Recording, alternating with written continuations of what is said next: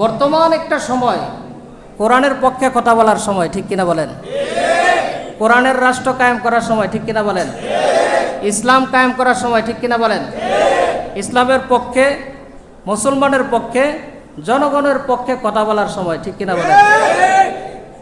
কোনো দলের বিরুদ্ধেও কথা বলবো না, কারো দুর্নীতির বিরুদ্ধেও কথা বলবো না।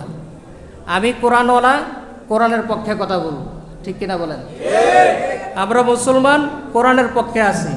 কারা কারা আছেন হাত দেখতে চায়? কারা কারা আছেন হাত দেখতে চায়? দু হাত দেখতে চায়।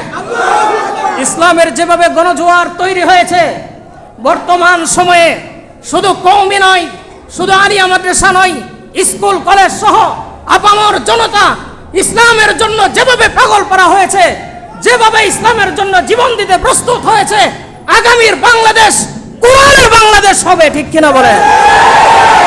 আল্লাহ তাআলা আমাদেরকে তৌফিক দান করুন। আমরা এই কোরআনকে রাষ্ট্র ক্ষমতায় নিব। যদি কোরআন কায়েমের স্বপ্ন বুকের মধ্যে না থাকে, আপনার ইসলাম আর ঈমান দিয়ে কি হবে? রাষ্ট্রের মধ্যে যদি কোরআন কায়েম করতে না পারেন, মুসলমান হয়ে যদি ইসলাম প্রতিষ্ঠা করতে না পারেন, আল্লাহর সামনে আপনি কিভাবে উপস্থিত হবেন বলেন? আপনার চেহারাটা আল্লাহর সামনে দেখাইবেন কিভাবে? আপনি মসজিদে এসে ইসলাম মানবেন, সমাজে গিয়ে ইসলাম মানবেন না, বাইরে গিয়ে ইসলাম মানবেন না। এই ইসলাম তো আল্লাহ দেয় নাই। আল্লাহ ইসলাম দিচ্ছেন, বলে আল্লাহ ইসলাম দিচ্ছেন। তুমি মসজিদে যাও, সেখানেও তুমি ইসলাম মানো, সেখানেও তুমি মুসলমান। মসজিদের বাহিরেও মুসলমান, মাদ্রাসার মধ্যেও তুমি মুসলমান, মাদ্রাসার বাহিরেও মুসলমান, ঠিক কিনা? তুমি রাজনীতি করবা, সেখানেও তোমার ঈমান, তোমার ইসলাম সবার আগে। এরকম দিন আল্লাহ দেয় নাই যেই দিন মসজিদে পালন করা যায়, বাইরে পালন করা যায় না। এটা কমপ্লিট একটা ধর্ম। ইসলাম এটা কমপ্লিট একটা জীবন বিধান। আপনি যেখানে যাবেন ইসলামকে মাইনাস করে কোনো কিছু করবেন, এই অপশন আল্লাহ আপনাকে দেয় নাই। পরিষ্কার কথা। এই জন্য আমি একজন ইমাম হিসাবে, আমি একজন আলেম হিসাবে আপনাদের কাছে এতটুকু আবেদন আমি করতে চাই যে আমি কোরআনের সাথে আছি, যারা কোরআনের সাথে আছে আমি তাদের সাথে আছি। এটা কি আমরা ইনশাল্লাহ বাস্তবায়ন করতে পারবো? একটা আবেদনই থাকবে, কোনো হানাহানি, কাটাকাটি, মারামারিতে আমি বিশ্বাসী না। বাকি ইসলামের জন্য যদি ভোটের দিন জীবন দিতে হয়, ইসলামের জন্য যদি ভোটের দিন জীবন দিতে হয়, নির্বাচনের দিন জীবন দিতে হয়, ইসলামের জন্য যদি কেউ মেরেও ফেলা, তারপরেও আমি ভোটের দিন কাউকে ভোট চুরি করতে দিব না। কোরআনের পক্ষে যারা আছে তাদের সাথে আমি কাজ করব। পারবো ইনশাল্লাহ? পারবো তো? কারা কারা পারবো? দু হাত তুলে দেখতে চাই। আল্লাহ তাআলা সকলকে ইসলামের জন্য কবুল করুন।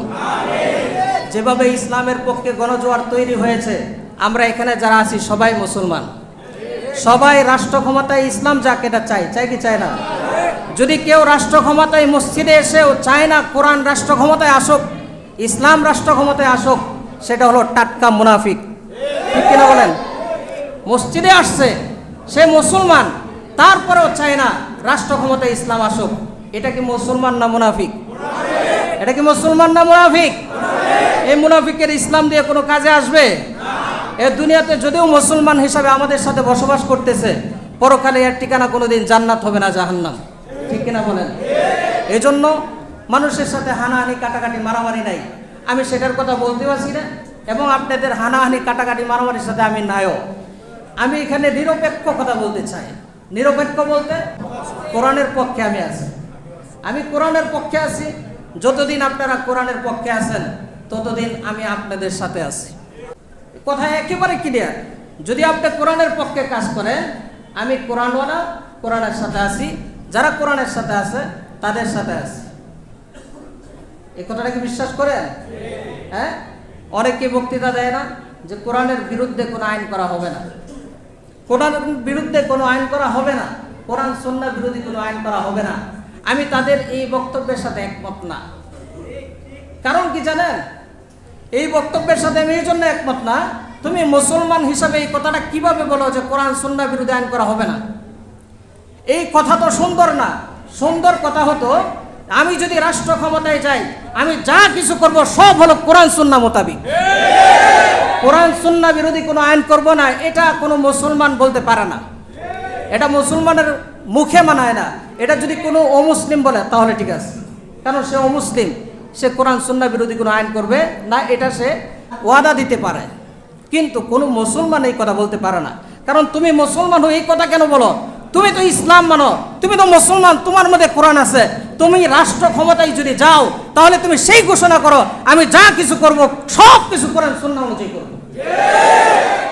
যারা এই বক্তব্য দেয় যে কোরআন সুন্নাহ বিরোধী কোনো আইন করা হবে না, এদের এই বক্তব্য থেকে সুন্দর বক্তব্য হলো, আমি যদি ক্ষমতায় যাই, আমি যদি মেম্বার হই, আমি যদি চেয়ারম্যান হই, আমি যদি এমপি হই, আমি যদি মন্ত্রী হই, আমি যদি প্রধানমন্ত্রী হই, আমি যদি রাষ্ট্রপতি হই, তাহলে যা কিছু করব সব কিছু কোরআন সুন্নাহ অনুযায়ী করব।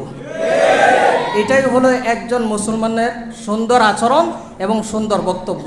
আপনারা কি আমার এই কথার সাথে একমত আছেন? ইনশাল্লাহ যে ব্যক্তি এখানে দাঁড়িয়ে ঘোষণা দিবে যে আমরা যদি রাষ্ট্র ক্ষমতায় যাই, আমি যদি এমপি হই, আমি যদি পার্লামেন্ট সদস্য হই, আমি যদি পার্লামেন্ট মেম্বার হতে পারি, তাহলে ইনশাআল্লাহ কোরআন সুন্নাহ বিরোধী আইন করব তো দূরের কথা, আমি যা কিছু করব সব কিছু কোরআন এবং ইসলাম অনুযায়ী করব। যদি এই বক্তব্য এবং এই ঘোষণা করতে পারেন, আপনার জন্য মাঠে গিয়ে অ্যানাউন্স করতে হবে না, মাইকিং করতে হবে না, আমি তাজুল ইসলাম এই মিম্বরে বসে আপনার জন্য ভোট কালেকশন করব। যদি কোনো ব্যক্তি ওয়াদা দিতে পারে, আমি তার সাথে আছি, আমি তার পক্ষে কাজ করব। যদি কোনো ব্যক্তি বলেন আমি রাষ্ট্র ক্ষমতায় গিয়ে যা কিছু করব সব ইসলাম অনুযায়ী করব, যদি এই কথা বলতে পারেন, আমি তাজুল ইসলাম এই মসজিদের মিম্বারে বসে আপনার জন্য ভোট কালেকশন করব।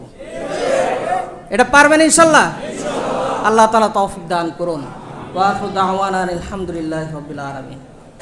আপনাদের কেরানীগঞ্জ এলাকার যিনি ইসলামী আন্দোলনের পক্ষ থেকে সংসদ সদস্য হিসাবে প্রার্থী হয়েছেন, আমাদের মসজিদে তিনি উপস্থিত হয়েছেন।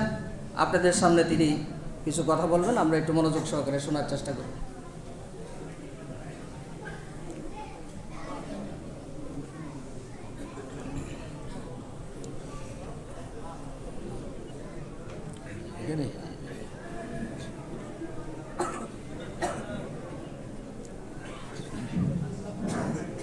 আসসালামু আলাইকুম ওয়া রাহমাতুল্লাহি ওয়া বারাকাতুহু।